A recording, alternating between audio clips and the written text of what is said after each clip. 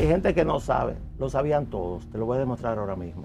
Cuando comencé ese lío, esa Cisarril estaba manejada durante más de 4 años el doctor Jesús Peris Iglesias. ¿Dónde está Jesús Peris Iglesias? Yo quisiera saber, ¿por qué no aparece? ¿Por qué no habla? Porque él es el máximo responsable de la supervisión de eso.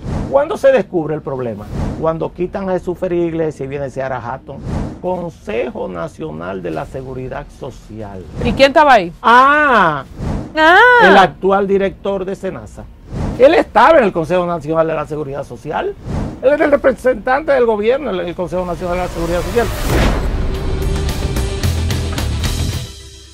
Mis amigos de Al Tanto, qué bueno que nos acompañan, qué bueno que siguen este contenido, que se suscriben en este canal y nos favorecen con sus comentarios. Compártanle a todo el mundo este contenido y yo creo que el invitado que viene a continuación es de las personas que mejor han explicado el caso de SENASA, que desde el año 2020 al 2025 fue cuajando una serie de irregularidades que, según las malas lenguas y quizás algunas buenas, podría ser un fraude que supere el de Baninter. Humberto Salazar, con el aplauso del público presente y televidente.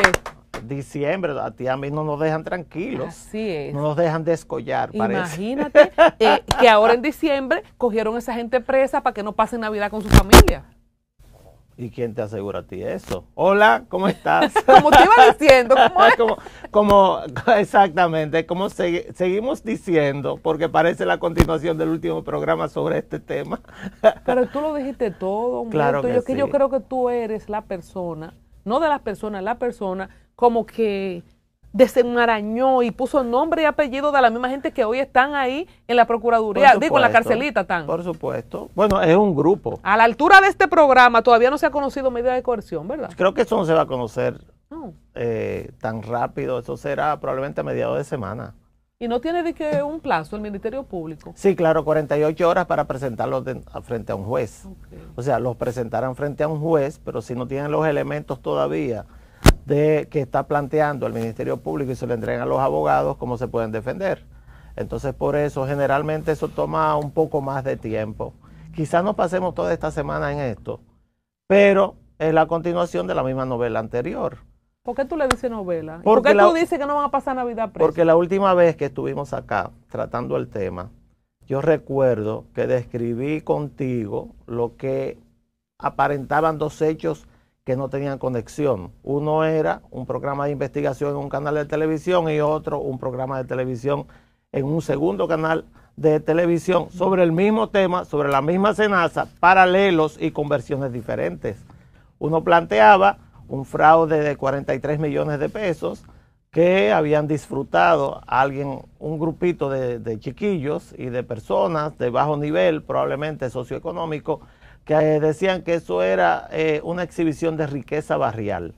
Y ese fue en CDN. Y el otro, que fue parte de una investigación de Nuria, donde hablaba de algo mucho más grande, que comenzamos en ese momento a desentrañar. Uno era, según sostuvimos aquí, una maniobra de ocultamiento del fraude grande, porque implicaba apellidos muy importantes en el país, de una realeza que no existe en la República Dominicana. En la República Dominicana no hay realeza ninguna. Se creen que tienen realeza porque tienen dinero. Aquí nunca ha habido una corte desde que llegó Colón, desde Diego Colón. Aquí no hay corte. Pero aparte aquí no hay nadie, aquí ni siquiera hay clases sociales. No. ¿Tú sabes por qué? Porque todos al mediodía lo que comen es arroz con habichuela. Eso es lo que comen en la casa de los ricos y la casa de los pobres. Eso es lo que comen, arroz con habichuelas, y eso los iguala. ¿Qué ocurre? Que tú te ríes, sí, ¿verdad? Me gustó lo del arroz y la habichuela. Pero es verdad. ¿Qué ocurre? Que la situación... Perdóname, Humberto, tú sabes que allá en mi campo había un dicho en los tiempos de mi madre, mis abuelas. Mira, tú privando en arrocito blanco y no llega ni a chenchen con pluma. Míralo. El arroz era estatus. No todo el mundo comía arroz en ese tiempo. En esa época. Eran maíz majao que comían. En esa época. Y mi mamá trancaba a mi tío y a mi mamá a comerse ese arroz blanco en la habitación porque era un lujo. ¿Ves? Exacto, pero aparte de eso, oye, la dieta dominicana ha cambiado tanto que hace muchos años había un cómico Paquita Escribano, que era el único que podía hacer chistes de Trujillo en la era de Trujillo, porque la madre de Trujillo era fanática de él y lo defendía. Entonces él tenía una canción que decía que cuando las personas comían gallina ponían las plumas encima en la basura para que el vecino se diera cuenta que habían comido Exacto, gallina. también es verdad, eso fue de campo. Ponían las plumas. Entonces, volviendo a la realeza. Entonces, volviendo a la realeza. Mira, tú destacas, y lo destacaste en ese tiempo, que te llamaba la atención que 2 programas de investigación la misma semana trataran el mismo tema, y me surge la pregunta. Totalmente. Esta pregunta fuera del guión. Humberto, ¿cómo es que las periodistas de investigación saben más datos que las mismas autoridades? O sea, ¿quién le da todos esos datos a esas mujeres? Porque quien desata el tema es la investigación de Nuria. Y para mí es una investigación tan firme que los presos de ahora, todos están vinculados a ese programa de investigación. Al segundo programa de investigación no hubo nada. Ahí aparentemente lo que hubo fue un intento familiar de ocultar la participación de personas vinculadas a la principal empresa receptora de lo que son los beneficios, de lo que llaman un fraude, porque es un supuesto fraude hasta que se demuestre lo contrario o se diga que, o sea positivo el tema en el juicio de que sí, que hubo un fraude, o ellos confiesen ante las autoridades. Cuando ocurrió eso, por supuesto, nosotros dijimos, nuestra conclusión fue, están intentando desviar la atención, y eso lo asumió toda la opinión pública, lo que nosotros tratamos acá. Tratar de desviar la atención hacia el tema de un fraude pequeñito que debe haber ocurrido y ocurre en casi todas las ARS. Como de 41 millones. 41, 43 millones de pesos. Mientras, eso ocurre en cualquier ARS. Mientras se habla de más de 5.000 millones para empezar. Bueno, hay gente que habla de cifras fabulosas, que no sé si llegará ahí. Pero eso comienza. ¿Cuándo comienza ese tema? Exactamente comienza cuando el presidente Abinader manda a SENASA 2.4 millones de personas al régimen subsidiado innominados. Es decir, sin control, sin ningún estudio actuarial, sin identificación de la gente. Yo estaba ahí, o no sé si todavía estoy. A mí nadie me preguntó, ni me llegó una carta, ni me dijo que yo estaba ahí. Ahí metieron a todo el que no tiene un empleo en el gobierno. O sea, lo ¿tú metieron estabas ahí en SENASA cuando vine a ver yo estaba? Probablemente, solamente tiene que buscar. Entonces, ese ingreso de 2.4 millones de personas significa al mismo tiempo un aumento sustancial del presupuesto de SENASA en el régimen subsidiado. Porque, oye, ¿cuál es el mecanismo? Yo creo que eso es lo que abrió el apetito. Abrió el apetito para ver qué hacemos con este dinero ahora. Si no fue un plan predeterminado para pagar temas de campaña. Porque yo pienso siempre mal. Yo aprendí a pensar mal. Y acertarás. Ya te sabes, ya te lo sabes. Piensa mal y acertarás. ¿Cuánto le aumentó en el mes de septiembre del 2020, un mes después de las elecciones? Que ingresaran a SENASA 2.4 millones de personas, todo el dinero que le tenía que entregar del presupuesto nacional, el gobierno central, porque es el único que paga el subsidiado, per cápita le ingresó una enorme masa monetaria al SENASA. ¿De cuánto esa masa? Yo no lo sé, porque depende de cómo calcularon. Pero era mucho. Pero, claro, mínimo entre 20 y 25 pesos por esos 2.400.000, que si te vas a ver cuántos afiliados tiene SENASA, eso significa que es como un 35-40% de aumento en ingresos. 2 años después, el doctor Santiago Jacín va a un programa y dice que SENASA nunca le ha pedido un peso al gobierno, pero ¿y cómo diablo no le va a pedir aumento al gobierno de algo cuando le dieron un premio mayor entre los meses de septiembre y diciembre del año 2020? Era un premio meter esas 2.5 millones de personas. Aumento de presupuesto de alrededor de un 25, ¿qué 25? 7.3 millones, tú le quitas 2.4, esos 2.4 quedan 5 y algo, 4 y tanto, y te da como un 40% de aumento en los ingresos solamente del subsidiado. Entonces tú dices, algo pasa. El empresario que más suena, ¿verdad? Y que son de la gente, de hecho tú escribiste un artículo en algún momento, el nombre es Pharmacart. ¿No? Sí, porque ese es el tema de los medicamentos. Entonces, ¿qué ocurre? Entonces, perdóname, Eduardo está Ríos, preso. ¿El segundo apellido es? Eduardo Reed Estrella. Entonces, Eduardo Reed Estrella, propietario de Kersun, recibió 4.000 millones de pesos. ¿Cuál era la justificación técnica para asignarle esa proporción? Que se sepa. Que se sepa. Que se sepa. Porque estamos calculando el ingreso monetario en base a los programas de investigación, pero no tenemos, excepto ese programa de investigación que presentó Nuria Piedra, no tenemos el resto de los contratos. Porque Eduardo Reed Estrella, esa empresa que se llama Grupo Reed, y varias de las empresas, es un holding de empresas, tiene empresas de telemedicina, tiene empresas de odontología, tiene empresas de medicamentos también. Farmacar es una empresa de medicamentos asociada a ese grupo. Tiene empresas de prestación de servicios individuales a pacientes, tiene empresas diagnósticas, tiene varias empresas y prácticamente todas hicieron contrato con Senasa. Esa cifra solamente se refiere a los 2 contratos que conocemos que se vinculan a una modalidad de atención primaria por parte de un prestador privado que no se puede hacer en el país, y yo se lo sostengo desde el punto de vista técnico a cualquiera. ¿Sabe por qué?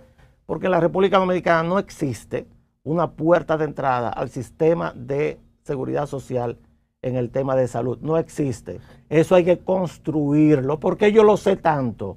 Ellos saben que yo lo sé. Porque quienes los construimos fuimos nosotros.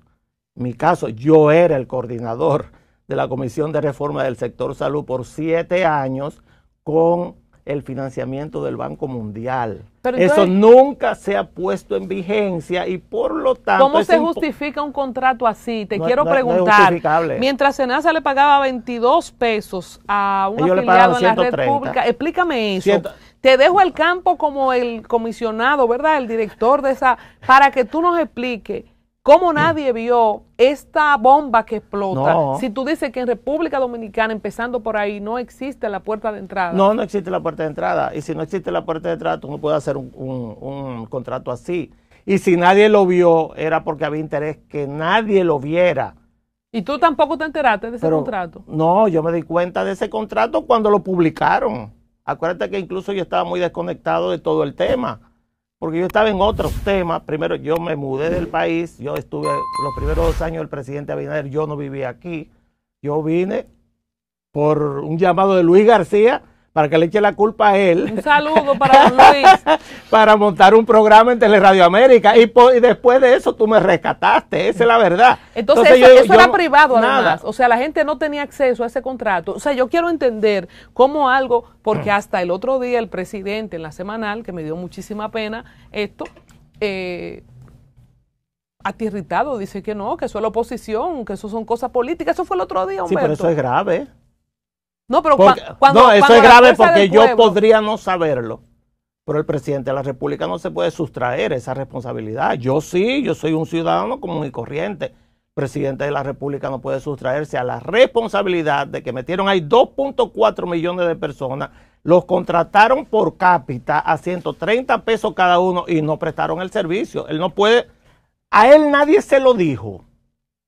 Déjame decirte cuál es mi miedo en este momento. Que como vimos en el programa anterior, ahora lo que se está produciendo es la maniobra de ocultamiento más de un tema así, más importante en la historia de la República Dominicana. Mucho cuidado con eso. Pero el presidente mandó un tuit diciendo que él mismo dijo que Senasa se constituya en actor civil, que cero impunidad. Perfecto. ¿Cómo se puede estar ocultando? Déjame actuar ahora como cirujano y vamos a disecarlo. Vamos a disecar los últimos hechos y tú quieres después nos vamos a los hechos anteriores. Vamos a lo de ahora. ¿Qué ocurrió el sábado? El sábado, después del mediodía, tú y yo y todos nosotros los que estamos siempre chequeando cuáles son las noticias, porque ese es nuestro trabajo, eso es lo que hacemos. Yo veo que llega Santiago Jacín con un abogado a la Procuraduría General de la República. Pero ahí estaba convocada la prensa. ¿Por qué yo sé que está convocada la prensa? Porque era sábado en la tarde, la prensa no va por ahí. Eso en el centro de los héroes. Tú y yo sabemos que por ahí no hay nadie. Humberto, eso estaba regado hace una semana. Pero porque no, es que también este gobierno todo lo dicen. No, yo sabía hace una semana que eso iba a pasar. No, dice lo que le conviene. Porque no hay videos, fílmicas, y la prensa no estaba en los allanamientos. Los allanamientos de ayer, que ya todo el mundo estaba percibido, pero los allanamientos del sábado en la noche no apareció la prensa. ¿Sabes por qué? Porque la prensa estaba convocada, era para el sábado a la tarde, ahí a la Procuraduría. ¿Qué quería? Ahí estaban hasta los youtubers. ¿Qué mensaje? El mensaje era el siguiente: llegó este hombre y él ingresa e inmediatamente yo dije, va preso, lo van a dejar, porque la metodología que usaron anteriormente. Ahora, ¿con quién llega? Es el tema. ¿Con quién llega? ¿Con quién llega? Llega con un abogado del gobierno. Es decir, el acusado de un fraude que afecta al gobierno y que el presidente dice que no, que busquen hasta el último centavo, que es Santiago Jacín. Pero tú te refieres a Miguel Valerio. Pero claro que sí. Pero él no es abogado del gobierno. Ajá, vamos a ver. Vamos a ver. Miguel Valerio es un abogado del gobierno. Miguel Valerio es quien se constituye en actor civil a nombre del gobierno para perseguir el caso Antipulpo. Está ahí, búscalo. Él representa al gobierno en el caso Antipulpo. Es el que anda de gancho con Farideh Raful en la demanda en contra del detective Ángel Martínez. Y es el que anda de gancho también con mi querida amiga Milagros Germán, que yo la conocí, una buena chica, y ella tiene toda la razón en llevar una demanda en contra también de Ángel Martínez, pero usan el mismo abogado. Ese abogado está totalmente vinculado a temas de gobierno. El primero es un ejemplo. O sea, él es el que constituye. Él es el abogado de Antonio Espaillá. No, él es el que se constituye. Suéltame a Antonio Espaillá. Te quiero decir que él es un abogado que está de moda, que está en muchos casos. En casos que le interesan al gobierno. El caso de mi querido Antonio Espaillá también le interesó al gobierno. Pero estamos locos. O la protección, el manto protector del gobierno se va por todos esos casos. ¿Qué pasa? ¿Y qué tú quieres decir con eso? ¿Qué yo quiero decir con eso? Si él va a que ese abogado se lo puso el gobierno y que ese abogado tiene información privilegiada de parte del gobierno para defender a Santiago Jacín. Perfecto. Margen de duda para ti. Vamos con el otro ahora. Posterior a esto, llega un abogado que se llama, ese es el problema, que hay gente que no se da cuenta que algunos aprendimos a leer muy jóvenes. En mi caso, yo lo aprendí a los 3 años de edad. Igual que el lamentablemente. A los 3 años de edad. Entonces, tu lectura es que dependiendo de los abogados, según el Marco La Pedrada. No, pero vamos a ver. Entonces llega un abogado, porque este da una declaración. Jorge López Hilario. Ajá. Ay, ese que era de los que renunciaron. Ay, gracias. De persecución. No, renunció el sábado. Momentito. Jorge López Hilario es del equipo de recuperación de patrimonio público. Eso mismo que tú dices. Y él dice lo siguiente, pues yo lo tengo aquí, para hablar de Eduardo Ritt, que él es el representante legal. O sea, perfecto. A Valerio lo conocí yo cuando defendía a la gente del PLD y era un abogado del PLD en el Palacio Nacional. Ve a ver si yo sé. Él brincó la tablita, simplemente. Es un profesional. Y yo también. Tú no puedes decir. Y yo también. ¿Por qué los que abogados? Aquí, y los abogados defienden hasta narcotraficantes. Sí, pero son todos los casos del gobierno. Bueno, parece que él es el que mejor maneja esos casos. Perfecto. Y al que Dios se lo dio San Pedro. Miguel, escríbeme, Miguel. Te ríes, pero para beber un café. Pero ¿dónde va a meter todos esos cuartos? Le está yendo bien a Miguel Valerio. Explícame este ahora. Jorge López Hilario. Ajá. Él era de los cazafortunas, de los cazarrecompensas del gobierno. Entonces está mi querido, déjame dejar de estar haciendo, como Jorge Luis Polanco en llave mío. Que renunció para llevar el caso del JEC-6. Sí, pero después salió, pero después tuvo que salir porque era demasiado evidente. ¿Tú sabes el problema de ellos? Yo te voy a decir de esto. ¿Tú sabes por el problema de ellos? Una vez yo quería hacer una maldad al Partido Reformista porque no habían puesto la foto de Balaguer en una valla. Y yo armé un chisme. Y entonces, claro, yo fui donde el señor. Y doctor, usted sabe que eso no es posible. Y yo le dije lo que iba a hacer, que no lo voy a decir ahora. Y él me dijo, hágalo, pero siempre guarde las formas. No guardan las formas. ¿Cómo Luis Polanco lo pone? Tuvo que quitarlo urgente. Entonces la forma es para seguir tu línea. Pero déjame terminar con este. Vamos con los dos y después, ¿verdad? Te acaba de renunciar para representar entonces, a Jorge López Hilario, ¿verdad? Es abogado de el equipo de recuperación del patrimonio público. Oye lo que dice cuando sale de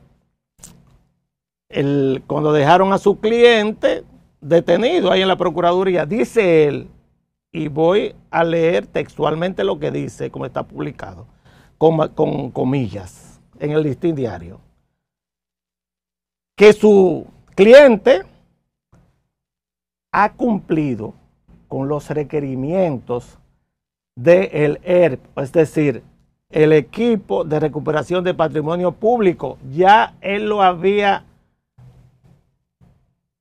inquirido, ya él lo había interrogado, aportando la información y los soportes solicitados. Tú estás oyendo, ¿verdad?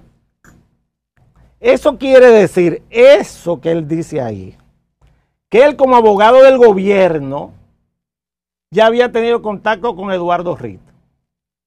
Y que ese señor le había entregado la información y los soportes que le solicitaron para ese caso. Y que ahora ya él sabe todo. ¿Y qué hace él ahora? Brinca de abogado del gobierno a abogado personal de Eduardo Reed. O sea, la misma información que él tenía y lo que hace brincar ese escritorio de abogado inquiriente, de abogado acusador, a abogado defensor. No, pero tú estás relajando. Yo no, eso lo dice él. O sea, él mismo va a ser el abogado del señor. Él fue el abogado que inquirió para la prueba, que pidió la prueba, y el mismo abogado ahora que lo va a defender. ¿Tú sabes qué significa eso? No lo sé, explícame qué es lo que significa. Que hay una gran maniobra para encubrir ese tema. Que ese tema es tan grande que es prácticamente imposible al gobierno manejarlo. Yo te voy a...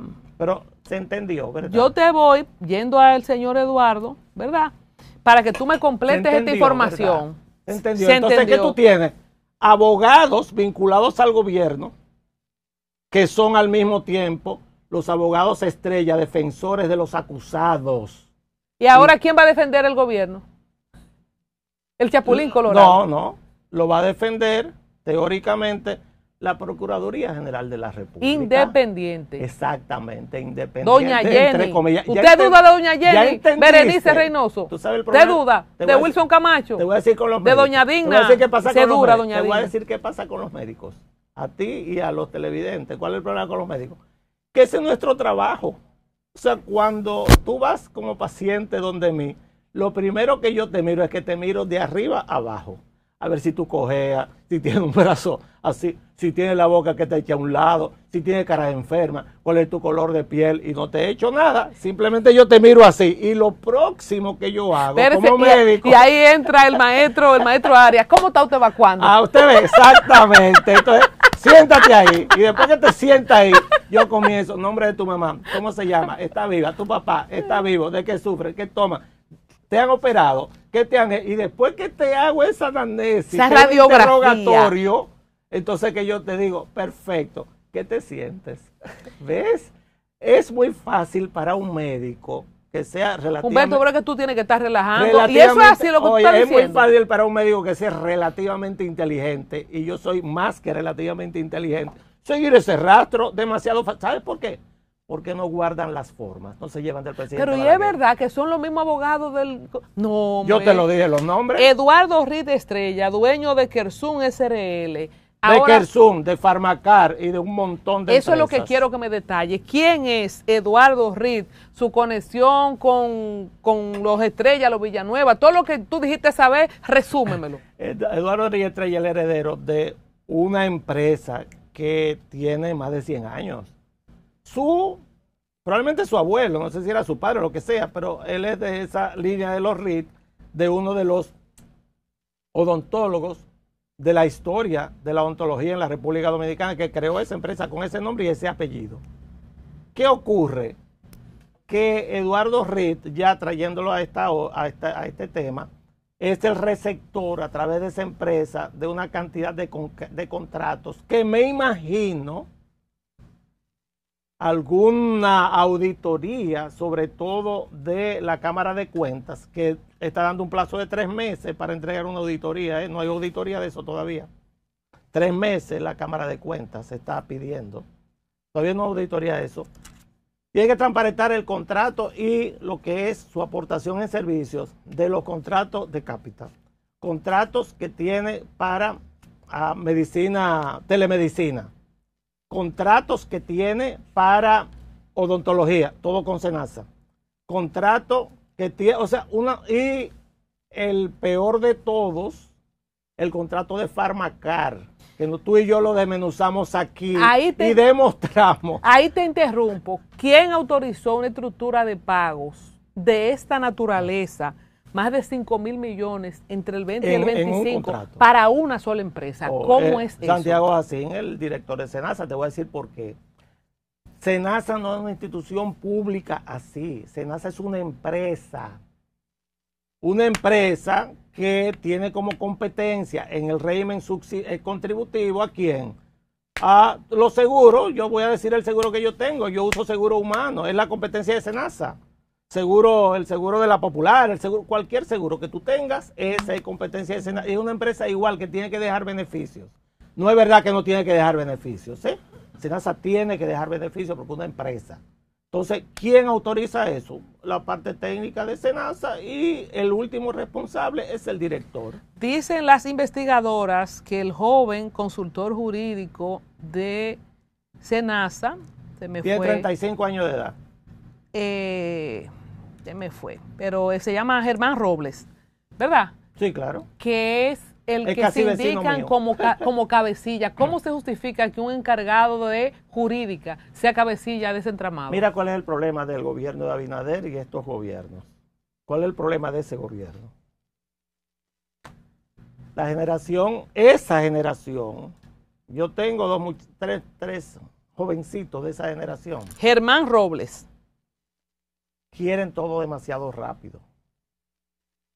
Le dan una responsabilidad de ese tipo y no saben lo que tienen entre manos porque no tienen ningún tipo de experiencia de Estado. Tú sabes cuando aquí se habla, ese es un hombre de Estado. ¿Tú lo sabes? Hay cosas que yo no te digo. ¿Tú te acuerdas? Yo te digo, no hay cosas que yo no digo porque no la puedo decir. Esas personas de Estado tienen un expertise. Gustavo Mesina, igual de joven, y era el encargado financiero. ¿Tú sabes cómo llega ese equipo ahí? Acompañado a Santiago Jacín, algunos son sus familiares, y esas personas simplemente llegaron del sector externo llamado OLA, del proyecto de Abinader, que compitió 2 veces exactamente. Pero Santiago Jacín, la relación con Abinader no es de ahora, ¿eh? Cuando Abinader era un candidato que no tenía ninguna posibilidad de ganar elecciones, Santiago Jacín, porque yo soy médico, y mis amigos médicos me decían, yo fui a una reunión con Chago Jacín. Perfecto, no hay problema. Pero ese es un tema político de hace mucho tiempo y esa gente nunca hicieron política. Estas personas no son del PRM. El PRM debería sentirse avergonzado de lo que ha pasado ahí. Todas esas personas son del sector externo. Ese sector externo tan grande que ha financiado una campaña enorme, sobre todo en el área de la reelección, que estoy seguro que mucha de esa gente favorecida con esos contratos fueron de los que aportaron para esa campaña. Entonces, ¿qué yo te digo a ti? Por eso es que, a mi juicio, ahí lo que hay es una gran maniobra de ocultamiento y que la fecha se presta para eso. Esta semana tú y yo podemos estar aquí todavía hablando de eso, pero el lunes que viene, el lunes 15, ya a nosotros se nos va a ir olvidando ese tema, y en enero ya un tema mata a otro y seguimos para adelante. ¿Qué es lo que tú estás hablando, Humberto? Eso mismo que va a pasar. No, pero lo veremos. Así mismo me dijiste con el tema de los programas de investigación. ¿Hubo alguna estrategia deliberada, según tu criterio, de privatizar Senasa bajo estos contratos tercerizando todo? Senasa no se puede privatizar. porque SENASA tiene una parte de la provisión de servicios de salud que es exclusiva.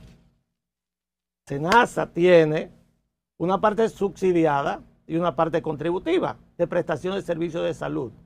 Pero la parte subsidiada, que es lo grave de todo eso, y que el colegio médico va a estar pidiendo pendejaditas de aumento de sueldo, y Waldo Suero ahora se enganchó a PRMista o lo que sea, debería meterse en ese tema. Te voy a decir por qué ahora mismo. La contributiva, pues ellos compiten con la misma aseguradora que tengo yo en servicios, pero la subsidiada es exclusiva. Esa ARS es la única que puede prestar servicio a los que paga el gobierno por ellos. Pero ¿a dónde va ese dinero? Según está montado, o debería estar montado el Sistema Dominicano de Salud. Ese dinero que se paga para SENASA es exclusivo de uso para el sector público. Ese dinero, esos 5.000 millones, 6.000 millones, 7.000 millones, ese dinero estaba destinado para que lo manejara el sector público, que eso no fuera una empresa privada. Pero ahí que te digo... No, es que por eso no se puede privatizar, porque SENASA... No, pero que en la práctica fue como una privatización, porque los recursos los manejaron empresas... Por eso es ilegal. Terceras empresas. Por eso era un privilegio. Entonces, mira, del Este, Unidicape, Fundación todo lo que se Sanas y siglas, Vivamax. Y aparecerán más siglas. ¿Hubo, según tu criterio, alguna presión para favorecer a esas empresas en particular? Yo no estaba ahí, Presión pero se nota con los presos que hay. Y ahí hay falta gente. Ahí falta un nombre que yo te puedo decir el nombre, él puede decir que no, y puede simplemente, yo supongo que ese nombre está ahí, pero ahí falta un nombre fundamental en esa lista de 8 personas. Que ahí hay gente que tiene que ver con la alimentación irregular esa que montaron, de que unos multivitamínicos traídos de España, un invento de eso, que SENASA no está para eso, y hacían operativos públicos. Tú estás oyendo, ¿verdad? Una ARS que se llama ARS porque es Administradora de Riesgos de Salud. Y eso tiene una función específica. Que mira. ¿Por qué el órgano rector no frenó cosas como nutrientes, vacunas y toda esa pendejada? Oye bien. ¿A quién le tocaba? Oye bien. Según tú dices, que hay gente que no sabe, lo sabían todos. Te lo voy a demostrar ahora mismo. Todos, incluyendo lo que está dirigiendo SENASA hoy, incluyendo él. Y él lo sabe. ¿Por qué? Porque no es que la ARS andan como chivos sin ley en el país, ¿no? Todas las ARS tienen un organismo que los regula. Se llama Superintendencia de Riesgos de Salud, la CISALRIL. Y esa CISALRIL estaba manejada durante más de 4 años por un profesor de pediatría infecciosa, el doctor Jesús Félix Iglesias. Cuando comencé ese lío, él sale, dicen que por enfermedad, porque él está mudo, no aparece ni una foto. ¿Dónde está? Ese nombre falta. Porque él era el encargado. Puede engañar SENASA a la CISALRIL, porque había de que doble contabilidad. Imposible. Cuando viene a verle inocente. Imposible. Porque hay más ojos encima. Te voy a explicar cuál es la escalera de ojos que hay ahí. Imposible. ¿Sabes por qué? Porque la única función que tiene la CISALRIL es controlar a las ARS públicas y privadas. Entonces, no hay posibilidad de que con reclamos y reclamos la CISALRIL no fuera a chequear qué pasaba. ¿Dónde está Jesús Félix Iglesias? Yo quisiera saber. ¿Por qué no aparece? ¿Por qué no habla? Porque él es el máximo responsable de la supervisión de eso. No es Seara Hatton, es Jesús Félix Iglesias y no lo mencionan. ¿Por qué? Yo quiero saber por qué la mudez. Pero, no, déjame terminar. ¿Quién es que explota el lío? Eso es muy importante. Entonces tú dices, ¿y Jesús Félix Iglesias dónde está? No habla, no aparece, nadie dice nada. ¿Cuándo se descubre el problema? Cuando quitan a Jesús Félix Iglesias y viene Seara Hatton. Es Seara Hatton. Si no, eso estuviera funcionando todavía. No es la fuerza del pueblo que hace una rueda de prensa. No, es Seara Hatton el que hace eso. Es Seara Hatton. Cuando él llega ahí en el 2024, en el mes de agosto, septiembre, agosto, algo así. Y él comienza inmediatamente a investigar, es que se da cuenta que hay un problema. ¿Y por qué Jesús Ferrer Iglesias no se había dado cuenta? Segundo tema. ¿Y quién chequea la CISARRIL? ¿Quién chequea? Anda como chivo sin ley también. Un organismo que se llama, eso lo dice la ley, Consejo Nacional de la Seguridad Social. Es el que chequea la CISARRIL. Es el que controla todo el sistema. ¿Qué ocurre? ¿Y quién estaba ahí? El actual director de SENASA. ¿Ves cómo los hilos hacen así? Y todos chequean. ¿Y sabes dónde yo me alarmé? No me mires mal. Por eso él va a la Procuraduría. ¿Ves? ¿Sabes dónde yo me alarmé más? Que comenzaron a vender la semana pasada la imagen de que todo va bien. Comenzó el nuevo director de SENASA a decir sus logros. Digo, ¿y lo anterior? Él estaba en el Consejo Nacional de la Seguridad Social. Él no sabía tampoco lo que pasaba. Él era el representante del gobierno en el Consejo Nacional de la Seguridad Social. Porque el Consejo Nacional de la Seguridad Social es tripartito. Pero tú asumes que ese bollo que había ahí todo el mundo lo sabía. Pero te voy a hacer una pregunta, Humberto. ¿Tú crees que Santiago Jacín, que el chin que yo no entiendo? O sea, para hacerse, ¿cómo él dejó que eso pase? O sea, yo a veces pienso, pero ¿será que él no se estaba dando cuenta de la gravedad del asunto? A ti te olvida una parte, que es la parte política. Escúchenlo bien, la parte política. En el medio de todo eso hay una campaña electoral, la reelección. ¿Qué pasa? A ti te olvidó que tuvimos elección el año pasado y que una campaña de la reelección es muy cara. Y fue cara eso. Y que esa reelección se tiró el dinero para arriba. Y aquí no cayó nada. Se tiró para arriba. Pero por eso estoy yo hablando aquí, porque si no, no me invitaras. Aunque yo soy parte de esto ya. Claro, no me saque. así mismo. Pero, y el tema es... ¿Qué tú crees? ¿Que se buscaron cuartos de ahí para la reelección? Hay un tema ahí que es raro. O sea, todo huele como que eso es un... ¿Tú te acuerdas, Donald Trump, que decía, vamos a clean the swamp?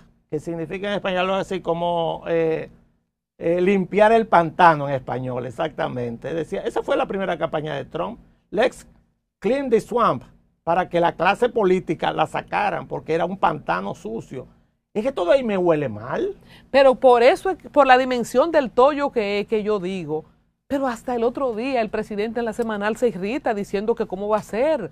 O sea, y yo lo veo molesto porque sus textos y declaraciones, o sea, si tú, Humberto, va a hacer algo mal hecho, tiene que hacerlo bien, por lo menos, ¿tú no crees? Esto es lo más grave.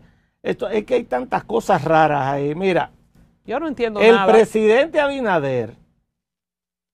presidente Abinader, cuando le preguntan en la semanal del tema, pues yo lo tengo hasta escrito por aquí, por algún lado. Le preguntan semanal del tema, el presidente Abinader dice, y voy a tratar de leerlo si lo encuentra. Lo que tú aquí, oye lo que dijo el presidente Abinader cuando lo preguntaron. ¿Alguien tenía en cuenta el seguro familiar de salud antes del 2020? ¿Lo utilizaba alguien? Cosa que no es verdad. Que nota que él no entiende el tema. Ahora es que tiene valor. Está grabado ahí. Y ese valor que le hemos dado, entonces ellos, hablando de la oposición, quieren que lo quitemos, que dejemos 2.400.000 personas sin seguro familiar de salud, que es la base del tema. Porque ellos dicen que hay un déficit. Oye lo que dice el presidente Abinader, está acá, ¿eh? Por eso que tú puedes poner hasta la grabación, no hay déficit. ¿Cuándo dijo eso?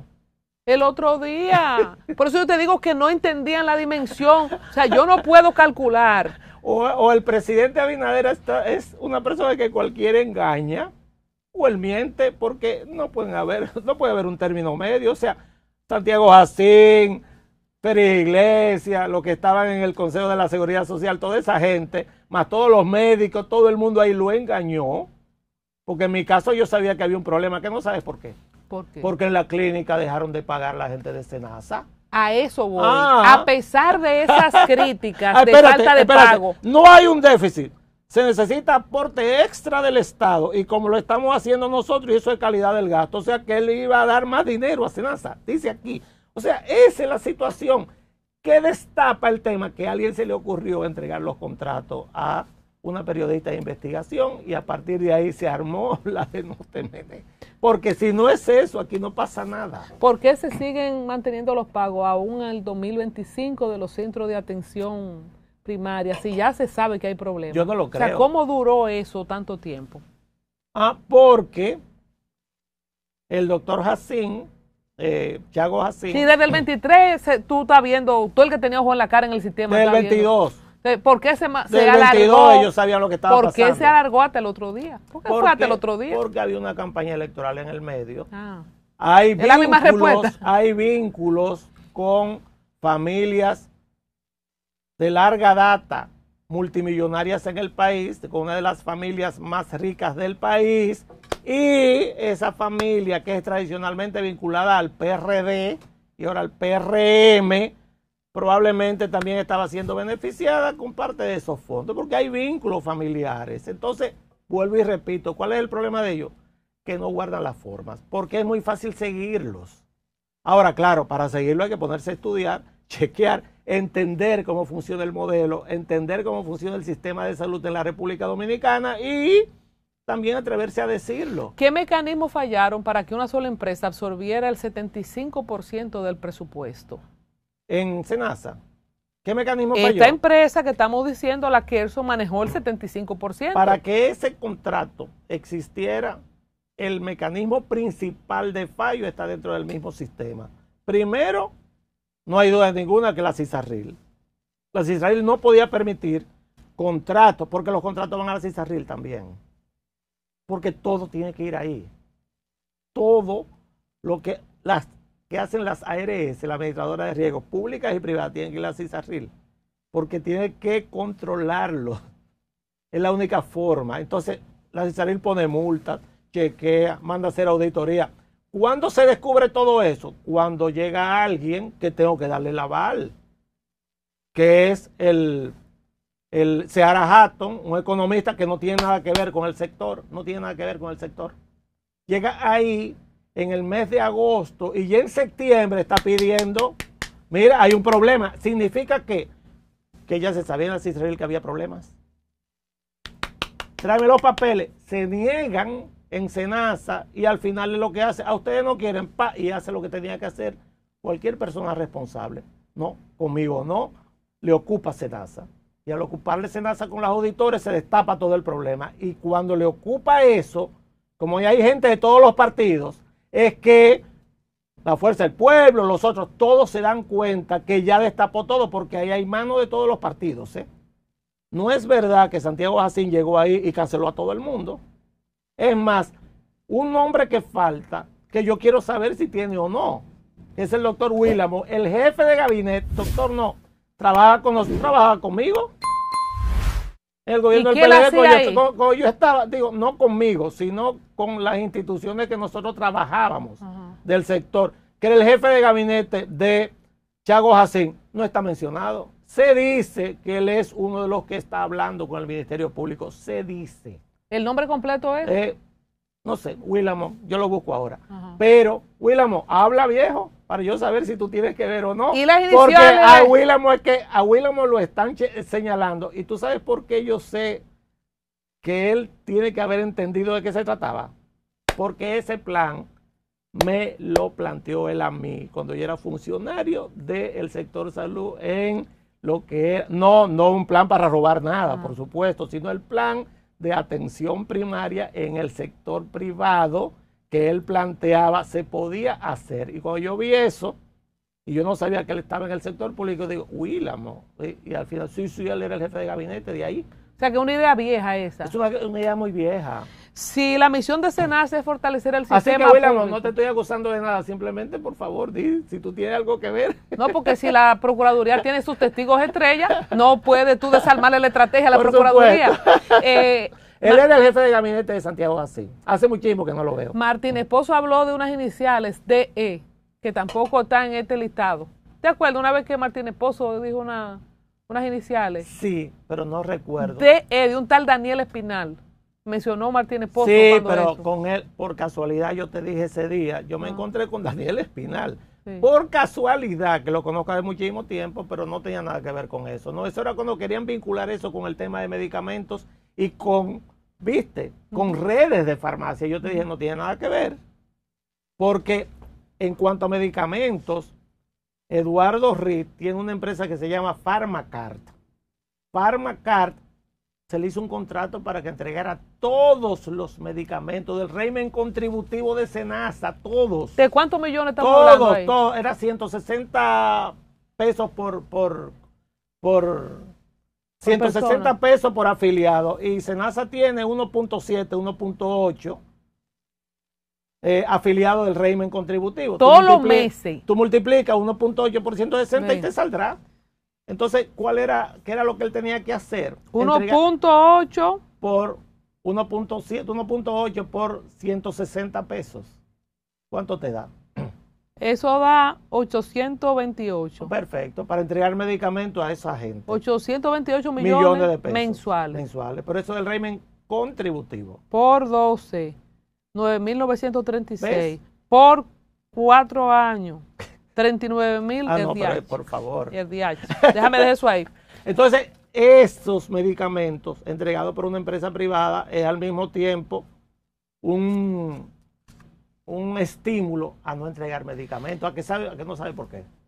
Porque yo te dije, el negocio de una empresa que hace un contrato así es dar la menor cantidad de medicamentos posible, porque lo que ellos ganan es la diferencia entre lo que entregan y lo que dejan de entregar. O sea, tienen que disminuir la entrega obligatoriamente para ganar El dinero. servicio es no servir. No, y entonces por eso era que los pacientes que estaban en silla de ruedas había que llevarlo a la farmacia, lo hacían esperar no sé cuánto tiempo en los lugares. Y no Era había por uno eso. de que de unos implantes malos, que creo que fue los amigos de Somos Pueblo que sacaron eso, De de ese gente que lo operaban con... De ese tema, o sea, ese otro escándalo. ese otro lío. Quiero volver a esto. Ese tema yo no lo a he la parte investigado. de cómo se justifica que SENASA le pagara más a empresas privadas que públicas si la misión de SENASA era fortalecer el sistema público, que le pagara menos, que pagara tarde, que en algunos casos, bueno, que fue por donde empezó la gente a darse cuenta cuando los centros decían que SENASA no le pagaba. En la mística de SENASA, ¿cómo cambia en vez de fortalecer el sistema público a estos empresarios? Porque lo que se hace es lo siguiente, lo que tenía que hacer SENASA con ese dinero era lo siguiente, hacer contratos con las regiones de salud. El país está dividido en 8 regiones de salud, que van de las 0 a las 7.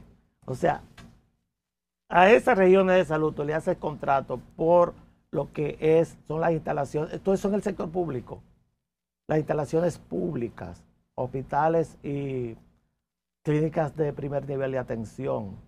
Entonces, tú haces contrato con ellos. Y entonces a la población, esa gente de esas regiones de salud, los directores regionales, lo que hacen es que son los encargados de entregar la prestación de servicios individuales de las personas, lo que hacen es hacer censo, buscar la gente, anotarlo, tener toda una estadística para que SENASA pague por el servicio prestado a esa gente.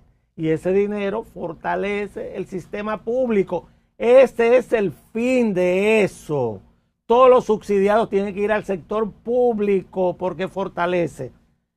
Los hospitales, ¿por qué? Porque los médicos dejan de trabajar por un sueldo fijo. Tienen un sueldo fijo, sí, como base, pero trabajan entonces por servicio prestado al sector público. Y si yo soy cirujano y yo tengo 10 pacientes con hernia, en vez de como ahora, que como quieran me van a pagar a fin de mes un dinero, usted, SENASA le paga la parte que le corresponde por la prestación del servicio a esos 10 pacientes con hernia y yo lo voy a operar todos. Ese es el incentivo Pero económico. es el negocio que se del tiene. capaperro, entonces, lo que se hizo. No, eso es un negocio fraudulento. ¿Cómo? Eso es un negocio fraudulento que viola el espíritu de la ley 4201 y la ley 8701. Ya que tú hablas de violar el espíritu de esas leyes, yo quisiera, en tu experiencia y que fuiste comisionado, como mencionaste, para la organización del sistema de salud, ¿cómo cambia la mística de SENASA en las gestiones del PLD, de Chanel, de Tati, de Mercedes, a la gestión del PRM con Santiago Jacín? Tú como actor del sistema, ¿cómo tú fuiste viendo el cambio en la mística de lo que define una institución como SENASA? Mira, con lo que yo trabajé, que hay dos nombres ahí que habría que hacerle un reconocimiento en algún momento. No conozco a nadie en el sector salud más serio que Tati Guzmán. Nadie. No existe. Nadie. Esa señora que fue mi profesora de pediatría se merece un reconocimiento de este país. Porque aparte se tiró en el hombro tantas cosas ella en el Partido de la Liberación Dominicana, tantas que fíjate lo siguiente. Tati es la que sustituye en el 2013 a el ministro que cayó preso y que fue descargado, a Hidalgo, ¿verdad? El modelo de arreglo de hospitales y que tumbaban todos los hospitales y de equipamiento de hospitales estaba en salud pública, ¿verdad? Porque ella nunca la llamaron para interrogarla en el caso. Te voy a decir por qué. Pues yo estaba ahí. Porque ella dijo que con ese modelo y con el hermano del presidente entregando equipo y todo ese desorden, que ella no aceptaba el Ministerio de Salud. Ella eso no lo iba a aceptar. ¿Tú sabes por qué? Eso, por ella fue que eso se fue a la OISOE. Porque ella no lo aceptó. Y en el segundo caso, que es Chanel Rosa, este país deberían todos, los que están ahora hablando e intentaron ensuciarlo, hablar algo de él, lavarse la boca con agua bendita antes de poner ese nombre en su boca. Una persona seria, trabajadora. Yo no estaba de acuerdo con él en alguna cosa porque lo mío era cambiarlo todo. Ese era mi trabajo. Y él trabajaba en un área diferente. Pero Chanel es incapaz de ponerle la mano a un dinero que él no se ha ganado trabajando. Demasiado serio, demasiado serio. O sea, tú estás hablando de gente demasiado seria que estaba en ese sector y que ayudaron a que ese sector avanzara. Pero era tan fácil. No puedo decir lo mismo de los gestores de salud del gobierno de Leonel, que quede claro. No tengo nada en contra de ellos, de nadie, pero como yo fui, primero yo no tengo partido ni tengo candidato. Y estuve ahí en todos esos gobiernos mirando desde fuera la mayor parte de las veces. Sí puedo decir que hay dos nombres ahí, que son Tati Guzmán y Chanel Rosa, que nadie debería ni siquiera mencionarlo en situaciones así. Entonces yo te voy a hacer una pregunta, Humberto. ¿SENASA es tan frágil que solamente porque hubo gente muy seria dirigiéndolo no se había hecho un desfalco así? O sea, yo lo que me pregunto es, si tú tienes un consejo de la seguridad, si tú tienes a la superintendencia de seguridad para la salud, CISARRIL, si tú tienes leyes que rigen todo lo que, como tú mencionaste. Es una pregunta peligrosa. Es una pregunta peligrosa.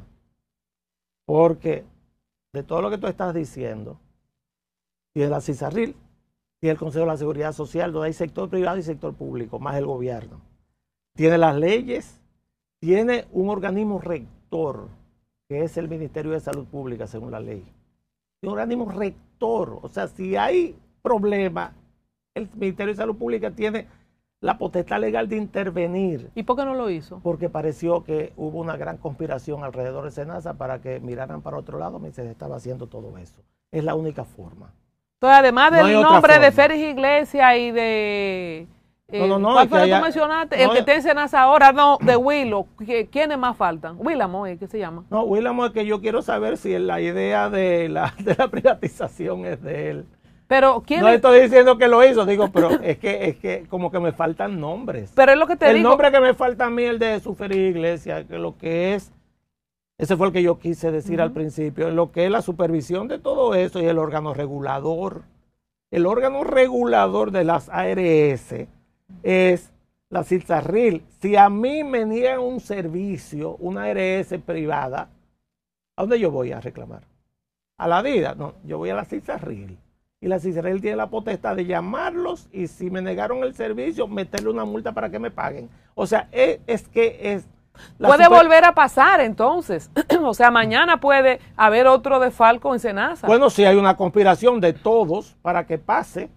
Si unos se tapan unos con otros y nadie habla, si por omisión o por comisión el presidente de la República deja hacer, quizás no lo sabía, quizás lo sabía, deje lo que lo hagan, esos son chismes. ¿Quién es que va a devolver los 3.500 millones? ¿Quién es? Yo no sé, pero yo no tengo idea.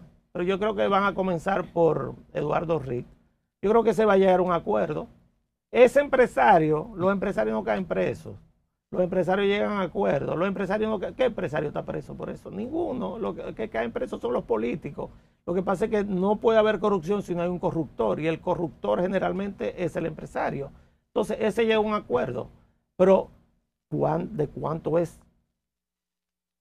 ¿Cuánto es la suma de todos esos contratos? Lo que yo quiero saber, ¿cuánto cobró? Si alguien puede devolver 3.500 millones de pesos, porque yo con 100 millones yo estaría feliz. Pero Machi Montilla devolvió 3.500. Pero ¿cómo es posible? O sea, estamos perdiéndole respeto a los millones. Totalmente. Machi Montilla devolvió 3.500 millones y está en su casa. Mimilo devolvió 700, 800 millones y no pasó nada. Y ahora quieren poner a uno de las estrellas de ese caso, que es Gonzalo, como candidato. A ese nivel de desvergüenza hemos llegado en este país. Es la verdad. O sea, y tú ves que hablan de eso, oh, que fulano candidato, pero espérate un momentito. Tú estás acusado incluso de un manejo irregular hasta de la importación de asfalto. O sea, pero por favor, claro que la desvergüenza ha llegado a un punto. ¿Qué tú esperas entonces en este caso? Dados todos tus argumentos anteriores. Poca cosa. Por ejemplo, vamos a entrar a la segunda quincena de diciembre. Vamos a ver. Yo hice un relato más que argumentos. Ese es mi relato, eso es lo que yo creo que ha pasado, eso es lo que está pasando. Pero ¿qué es lo que tú crees que va a pasar con los imputados? Eso lo van a cubrir. Eso no pueden ahondar a eso, porque hay nombres demasiado grandes metidos ahí. Y no van a ahondar para allá. Para allá no van a mirar. Ya lo intentaron con un programa de televisión, no se les dio. Yo no sé, nosotros pusimos un granito de arena, yo creo. Y ahora yo digo que ese nombre no va a salir en ese juicio, si es que hay juicio, y el juicio lo van a tirar para un juicio de 4 o 5 años hasta que nosotros se nos olvide. Tú has visto últimamente los juicios, nadie está enterado de eso. ¿Pero qué nombre que tú dices que no puede salir? O el de las personas vinculadas a la empresa de Eduardo Reed por lazos familiares que intentaron desviar la atención hacia la riqueza barrial. Eso no va a salir ahí. Ok, dicho esto, Humberto Salazar, ¿el otro apellido cuál es? Salazar Caraballo. Salazar Caraballo. ¿En qué está el caso de Hugo Vera y Jochi Gómez? A ver. ¿Y quién sabe? ¿A alguien le interesa? Nadie sabe nada. Esos casos van quedando en el baúl de los recuerdos hasta un día, cuando este país se harte de todo esto. Y como dice una frase histórica, ese día ahorcarán blancos. Ha pasado en otros lados, pero el nivel de degradación de la política dominicana. ¿Un Nepal, tú crees? Fíjate que Nepal parece muy lejos, pero este fin de semana hubo algo así en un país de Europa, Bulgaria. Los de la generación Z también se tiraron a la calle pidiendo a tumbar el gobierno porque plantearon un aumento de impuestos. Lo que pasa es que a Bulgaria no le interesa, las noticias por aquí no las leen, yo sí. Se tiraron a la calle, se están tirando en todas partes los muchachos de la última generación que aparentemente están tomando ya lo que es la justicia por sus manos. Ojalá que no lleguemos a eso. En ese dedito dijo a los foques que él podía poner un presidente. ¿Tú crees que esa generación Z que maneja a los foques podría coger esa generación ese camino? No la maneja a los foques.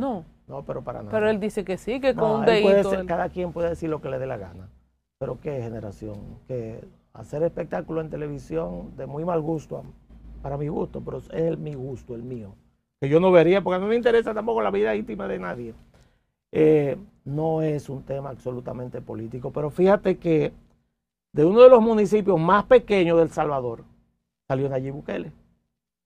Su partido lo echó, el Frente Farabundo de Martí por la Liberación, lo echó. No te queremos. Vinieron unos empresarios que habían montado un partido llamado Nuevas Ideas en Washington. Empresarios salvadoreños se lo ofrecieron. Y hoy es presidente de El Salvador, así que nadie sabe dónde aparecen las soluciones. ¿Y quién puede ser un próximo Nayib Bukele? Yo no lo sé.